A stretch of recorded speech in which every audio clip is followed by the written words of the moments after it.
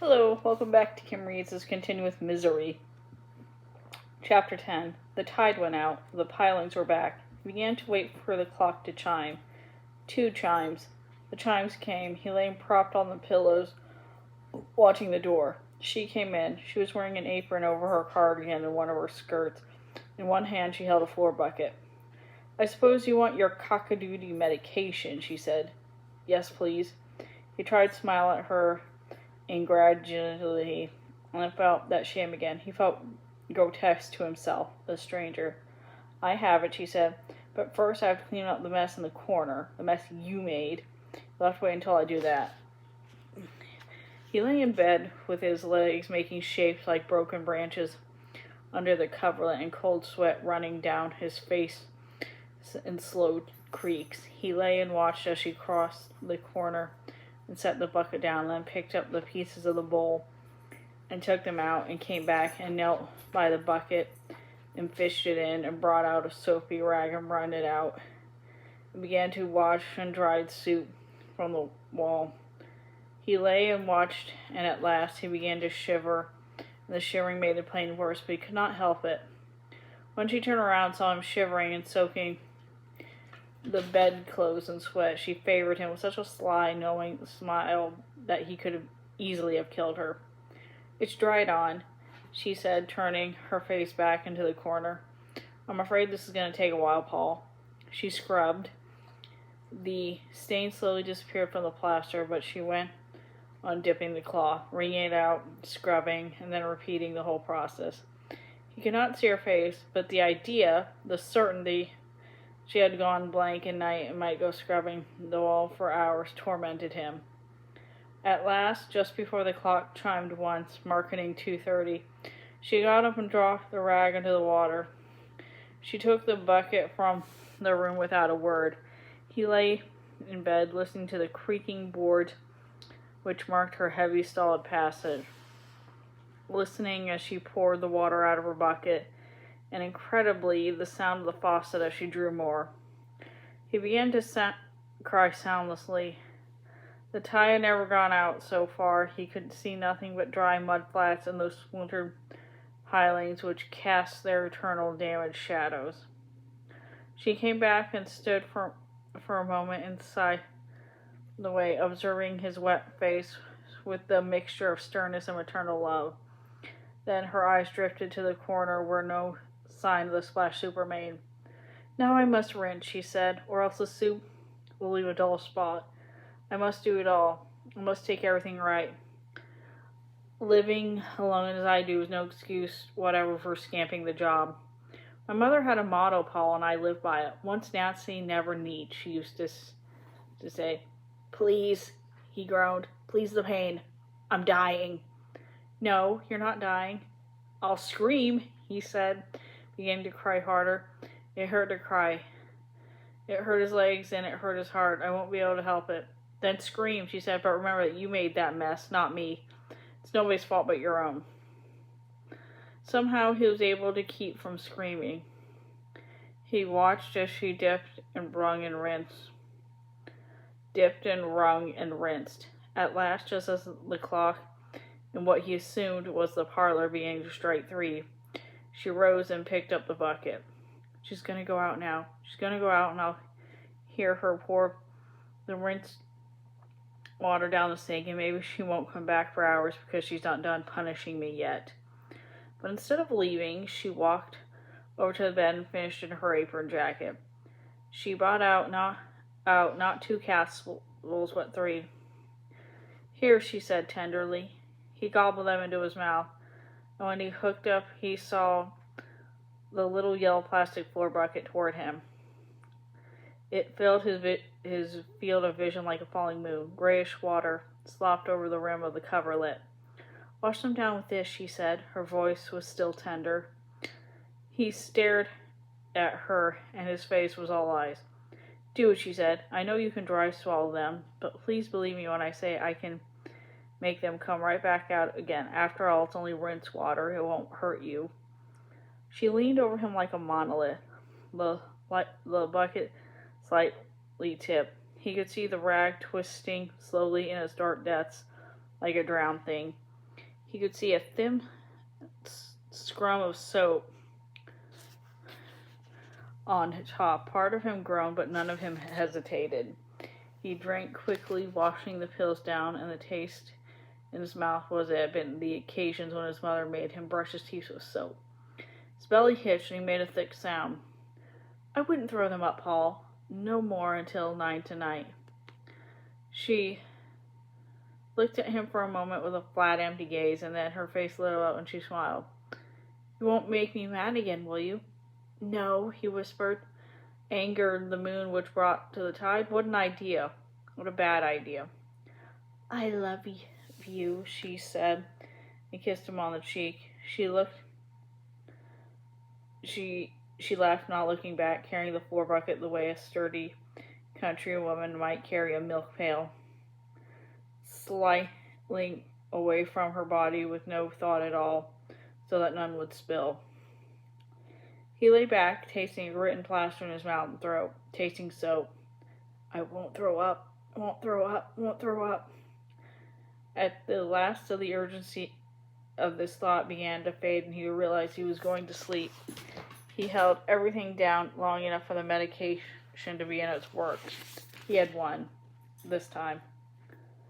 11. He dreamed he was being eaten by a bird. It was not a good dream. There was a bang, and he thought, yes, good, all right. Shoot it. Shoot the goddamn thing. Then he was awake, knowing it was only Annie Wilkes pulling the back door shut. She had gone out to do chores. He heard the dim crunch of her footsteps on the snow. She went past his window, wearing a parka with a hood up. Her breath plumbed out and the broke apart on her moving face. She didn't look at him, intent on her chores in the barn. He supposed feeding the animals, cleaning the stall, maybe casting a few runes he wouldn't put past her. The sky was darkening purple. Sunset. 5:30, maybe 6 o'clock. The tide was still in, and he couldn't have gone back to sleep. Wanted to go back to sleep. But he had to think about this bizarre situation while he was still capable of thinking something like rational thought. The worst thing he was discovering was that he didn't want to think of it while he could, even when he knew he could not bring the situation to an end without thinking about it. His mind kept trying to push away, like a child pushing his meal away, even though he told her he could not leave the table until he had eaten it. He didn't want to think about it just because living it was hard enough. He didn't want to think about it because whenever he did, unpleasant images intervened. The way she went blank, the way she made him think of idols and stones, and now the way of the plastic floor bucket had sped toward his face like crashing moon. I think those things would not change his situation. What's in fact worse about than not thinking at all. Once he had turned his mind to Annie Wilkes and his position here in the house, they were the thoughts that came, crowding out all others. His heart would start to beat fast too, mostly in fear, but partly in shame. He saw himself putting his lips in the rim of the yellow floor bucket, saw the rinse water with its film of soap and the rag floating in it, saw these things but drank anyway, never hesitating a bit. He would never tell anyone about that, assuming he would get out of this, and he supposed he might try to lie about it to himself, but never be able to do it. Yet, miserable or not, and he still wanted to live. Think about it, God damn it. Jesus Christ, are you already so cowed you can't even try? No, but almost that cowed. Then the odd, angry thought occurred to him. She doesn't like the new book because she's too stupid to understand what it's up to. The thought wasn't just odd under the circumstances. How she felt about fast cars was totally immaterial. But thinking about the things she had said, it was a new avenue, and feeling angry at her was better than the feeling of being scared of her. And so he went down to it with some eagerness. Too stupid? No. Too set. Not just willing to change, but antagonistic to the very idea of change. Yes, and while she might be crazy, was she so different in her evaluation of his work from the hundreds of thousands of other people across the country, 90% of them women, who could barely wait for each new 500-page episode of the turbulent life of the fondling who had risen to marry a peer of the realm? No, not at all. They wanted misery. Misery, misery. Each time he had wanted to take a year or two off to write one of the other novels, what he thought of as serious work, with what was first certainty and then hope, and then finally a grim species of desperation. He had received a flood of protesting letters from these women, many of them who signed them your number one fan. The tone of these letters varied from bewilderment. There was almost always the hurt somehow, to reproach, to outright anger, but the message was always the same. It wasn't what I expected. It wasn't what I wanted. Please go back to misery. I want to know what misery is doing. He could write a modern Under the Volcano, Test of the D'Urbervilles. The sound and the fury wouldn't matter. They would still want misery. Misery, misery. It's hard to follow. He's not interesting. And the profanity. The anger sparked again. Anger at her obdurate density. Anger that she could actually kidnap him, keep him prisoner here, force him into a choice between drinking dirty rinse water from a floor bucket or suffering the pain of his shattered legs. And then on top of all that, find the nerve to criticize the best thing he had ever written. Bugger you and the F word you wrote in on, he said. And he suddenly felt better again, felt himself again, even though he knew his rebellion was petty and pitiful and meaningless. She was still in the barn where she couldn't hear him, and the tide was safely in over the splintered pilings. Still, he remembered her coming in here, withholding the capsules, coercing permission to read the manuscript of Fast Cars. He felt a flush of shame and humiliating warm face, but now they were mixed with real anger. It had bloomed from a spark into a tiny unsunken flame. He had never shown anyone a manuscript before he had proofread it and then retyped it. Never, not even Bryce, his agent. Never. Why, he didn't even... For a moment, his thoughts broke off clearly. He could hear the dim sound of a cow mooing. Why didn't he even make a copy until the second draft was done? The manuscript copy of Fast Cars, which was now in Annie Wilkes' possession, was, in fact, the only existing copy in the whole world. He'd even burned his notes. 2 years of hard work. She didn't like it, and she was crazy. Misery is what she liked. Misery was who she liked, and not some foul-talking little spastic car thief from Spanish Harlem.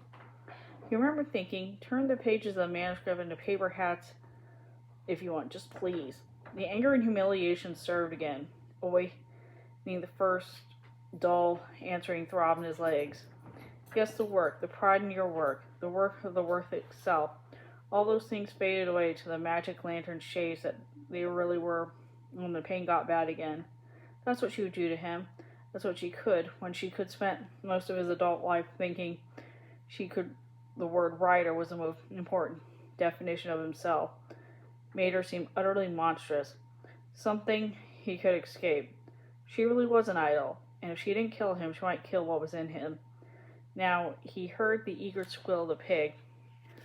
She had thought he would mind, but he thought Misery was a wonderful name for a pig. He remembered how she had imitated it, the way her upper lip and wrinkled her nose, how her cheeks had seemed flattened, how she actually looked like a pig for a moment. Wonk, wonk. From the barn, her voice, "Sweet pig, pig, pig, pig." He lay back, put his arms over his eyes, and tried to hold on to his anger, because the anger made him feel brave. A brave man could think, a coward couldn't. Here was a woman who had been his nurse. He was sure of that. Was she still a nurse? No, because she could not go to work. Why did she no longer practice her trade? That seemed obvious. Not all her gear was stowed right. Lots of it was rolling around in the holds. It was obvious to him that even though the haze of the pain he had been living in, it surely would have been obvious to her colleagues. And there had been a little extra information on which to judge just how much of her gear wasn't stowed right, didn't he? She had dragged him from the wreck of her car. Instead of calling the police or an ambulance, she had installed him in her guest room. but ivory drips in her arms and a shitload of dope in his body. Even enough so he had gone to what was called a respiratory depression at once. She had told no one he was there, and if she hadn't by now, that means she didn't mean to. Would she have behaved in the same fashion if it had been Joe Blow from Kokomo she had hauled out of the wreck? No, he didn't think so. She had kept him because he was Paul Sheldon, and she's my #1 fan, Paul muttered and put an arm over his eyes. The awful memory bloomed there in the dark. His mother had taken him to the Boston Zoo, and he'd been looking at a great big bird. It had the most beautiful feathers, red and purple and royal blue, that he had ever seen, and the saddest eyes. He had asked his mother where the bird came from, and when he said Africa, he had understood it was doomed to die in the cage where it lived, far away from wherever God had meant it to be. And he cried, and his brother brought him an ice cream cone. And for a while he had stopped crying, and then he remembered and started again. And so he had taken him home, telling him as they rode the trolley back to Lynn that he was a ball baby and a sissy. Its feathers, its eyes, the throbbing pain in his legs began to cycle up. No. He pressed the crook of his elbow more tightly against his eyes. From the barn he could hear space thudding noises, impossible to tell what they were, of course, but in his imagination. Your mind, your creativity, that's all I meant. He could see her pushing bales of hay out of the loft with the heel of her boot, and could see them tumbling on the barn floor. Africa. That bird came from Africa. And cutting through his like a sharp knife came her agitated, almost screaming voice. Do you think that when they picked me up here at the stand when they put me up on the stand in Denver, do you swear to tell the truth, the whole truth, and nothing but the truth, so help you God? I don't know where he gets it. I do. He's always writing things like this down. State your name. Nobody on my side of the family had an imagination like his, Annie Wilkes. So vivid. My name is Annie Wilkes. He willed her to say more. She would not. Come on, he muttered, his arm over his eyes. This was the way he thought best, the way he imagined best. His mother liked to tell Mrs. Mulvaney on the other side of the fence what a marvelous imagination he had. So vivid, and what wonderful little stories he was always writing down. Except, of course, when he was calling him a sissy and a ball baby. Come on. He could see the courtroom in Denver, could see Annie Wilkes on the stand, not wearing jeans now, but a rusty purple black dress and an awful hat. He could see the courtroom was crowded with spectators, where the judge was bald and wearing glasses. The judge had a white mustache. There's a birthmark beneath the white mustache. The white mustache covered most of it, but not all. Annie Wilkes. You read it just 3. Can you imagine? The spirit of Fanlo. He's always writing things down, making things up. Now I must rise. Africa, that's where the bird came on. Come on, he whispered, but could go no further. The bailiff asked to state her name over and over again, and she said it was Annie Wilkes, but she said no more. She sat there with her fibrous, solid, ominous body displacing air, and said her name over and over again, but no more like that. Still trying to imagine why the ex-nurse who had taken him prisoner might have been once put on the trial in Denver. Paul drifted off to sleep. And that's the end of... I'm going to stop there. Thank you.